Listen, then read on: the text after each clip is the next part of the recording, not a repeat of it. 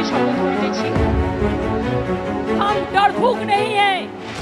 সহজ পাঠে রবীন্দ্রনাথ ঠাকুর লিখেছিলেন, কাল ছিল ডালখালি, আজ ফুলে যায় ভরে। গত 15 বছরে ক্ষমতায় থাকাকালীন এভাবেই ফুলে ফুলে ঘাস ফুলের বাগান ভরে উঠেছিল, কিন্তু ক্ষমতা যেতেই রাতারাতি বাগান ছাড়খাড়। লণ্ডভণ্ড মমতা বন্দ্যোপাধ্যায়ের তৈরি তৃণমূল পুরসভা, বিধানসভা, কর্পোরেশন, জেলা পরিষদের পর এবার সংসদেও ভাঙতে চলেছে তৃণমূল। বিধানসভায় বিদ্রোহী বিধায়করা যখন জোট বেঁধে তার নির্দেশ খারিজ করে দিয়েছিলেন, তখন চুপ করে বসে তা দেখতে হয়েছিল মমতা বন্দ্যোপাধ্যায়কে। এবার সংসদীয় দলও যখন ভাঙনের মুখে, তখনও তা আটকানোর কার্যত কোনো ক্ষমতাই নেই একদা তৃণমূলের সর্বেসর্বার হাতে। লোকসভা ও রাজ্যসভা মিলিয়ে তৃণমূলের বর্তমান সাংসদ সংখ্যা 41, লোকসভায় 28, রাজ্যসভায় 13। সূত্রের খবর, লোকসভার 28 জন সাংসদের মধ্যে 24 জনেরই মন এখন উড়ু উড়ু। তার মধ্যে অন্তত 20 জন তো বিপ্লবের জন্য একেবারে প্রস্তুত। সূত্রের খবর, এরা মমতা বন্দ্যোপাধ্যায়ের সঙ্গ ছাড়তে মনস্থির করে ফেলেছেন। শুধুমাত্র 4 জন মমতা বন্দ্যোপাধ্যায়ের শিবিরে থাকছেন বলে সূত্রে খবর।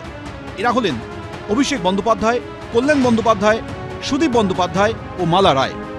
ভাঙারও তো একটা বিজ্ঞান আছে, ভাঙা শিখতে হয়, অপরূপভাবে ভাঙা, গড়ার চেয়েও মূল্যবান কখনো স্বপ্ন। কিন্তু দূর দূর পর্যন্ত এর সঙ্গে বিজেপির কোথাও কোনো সম্পর্ক নেই। সূত্রে খবর, শুধু লোকসভায় নয়, রাজ্যসভাতেও ভাঙতে চলেছে তৃণমূল।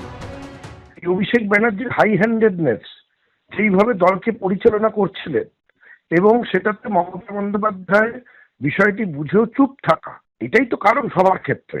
কোনো এমপির সাথে তো আমার কথা হয়নি, আর আমি বিধানসভার সদস্য, লোকসভা বা রাজ্যসভার সদস্য নয়, কিন্তু টিভি মিডিয়ার মাধ্যমে যা দেখলাম যে সেখানেও বোধহয় এরকম একটা ডেভেলপমেন্ট হচ্ছে। এবার সেটা দেখে আমার যা মনে হলো যে ক্ষোভের কারণ সবার একই হবে। সূত্রের খবর, রাজ্যসভায় তৃণমূলের 13 জন সাংসদের মধ্যে বিদ্রোহীদের তালিকায় রয়েছেন 9 জন। যে 4 জন মমতা বন্দ্যোপাধ্যায়ের পাশে থাকছেন বলে জানা যাচ্ছে তারা হলেন ডেরেক ওব্রায়েন, দোলা সেন, সাগরিকা ঘোষ এবং মেনকা গুরুস্বামী। যারা এই মুহূর্তে সাংসদ, তারাও এই রাজনৈতিক দলটিতে থাকার ব্যাপারে খুব বেশি কিন্তু যে মোটিভেশন সেইটা দেখাচ্ছেন না। তাদের মধ্যে কয়েকজন অবশ্যই থেকে যাচ্ছেন মমতা বন্দ্যোপাধ্যায়ের সঙ্গে।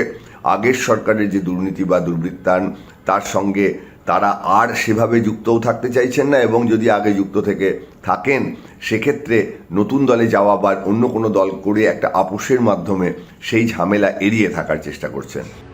শনিবার দিল্লি গেছেন অভিষেক বন্দ্যোপাধ্যায়, কিন্তু রাজনৈতিক মহলের ধারণা তাঁর প্রতি তৃণমূলের সাংসদ বিধায়কদের একটা বড় অংশের যে বিশাল ক্ষোভ, তাতে তাঁর পক্ষে দিল্লি গিয়েও ভাঙন ঠেকানো কার্যত অসম্ভব।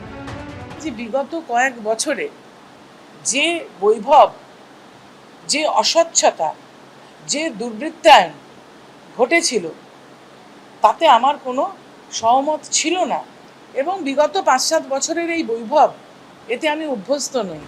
সব মিলিয়ে এখন যা পরিস্থিতি, তাতে তৃণমূলের সংসদীয় দলে ভাঙন নিছকই সময়ের অপেক্ষা। প্রশ্ন একটাই, তা কবে হবে? সোমবার দিল্লিতে ইন্ডি জোটের বৈঠকে উপস্থিত থাকার কথা মমতা বন্দ্যোপাধ্যায়ের।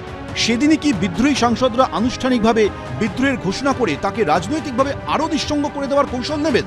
প্রশ্ন রাজনৈতিক মহলে। বিজেন্দ্র সিংহ, এবিপি আনন্দ। এবিপি আনন্দ, এগিয়ে থাকে, এগিয়ে রাখে।